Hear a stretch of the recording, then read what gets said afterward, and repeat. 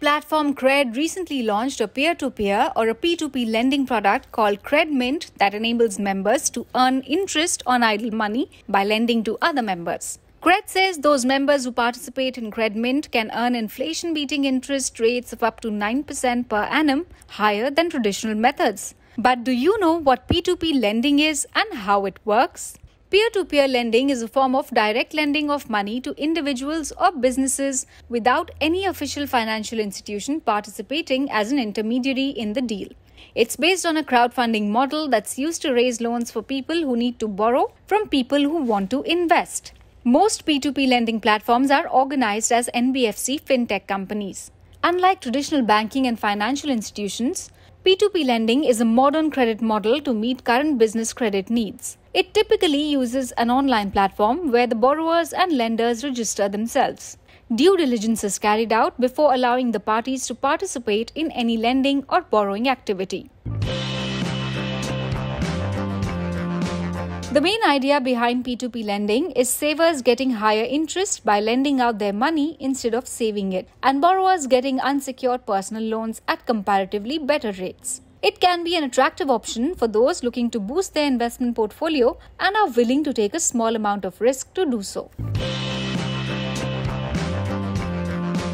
For the lender, peer-to-peer lending process begins when you sign up to a P2P platform and invest the amount you wish to lend. You will then need to begin making lending offers to borrowers looking for loans. Before your offer is made, you need to decide how long you wish to offer your money for, which is usually over a fixed period of years. As a rule of thumb, the longer you're willing to invest your money for, the higher the potential returns. Once you've been matched with a borrower and the loan has been dispersed, you will begin to earn interest. Depending on your platform, you'll be presented with management options for what you want to do with your earnings, whether you wish to draw a regular income from your repayments or relend the money. You may also get a choice over whether you want to withdraw the full repayments or just the interest you've accrued. For the borrower, the process begins when you apply to a P2P platform for a loan.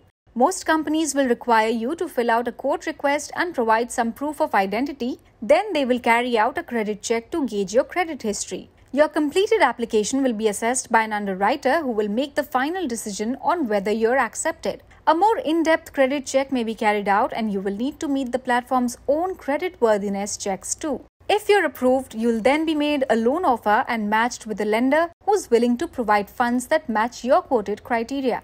You can then choose to accept or decline the offer.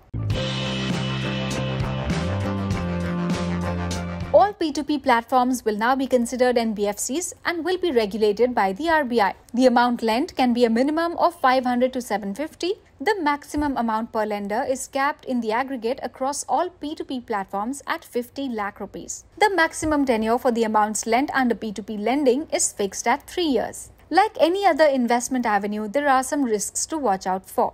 First is the credit risk. Peer-to-peer loans are exposed to high credit risks. Many borrowers who apply for P2P loans possess low credit ratings that do not allow them to obtain a conventional loan from a bank.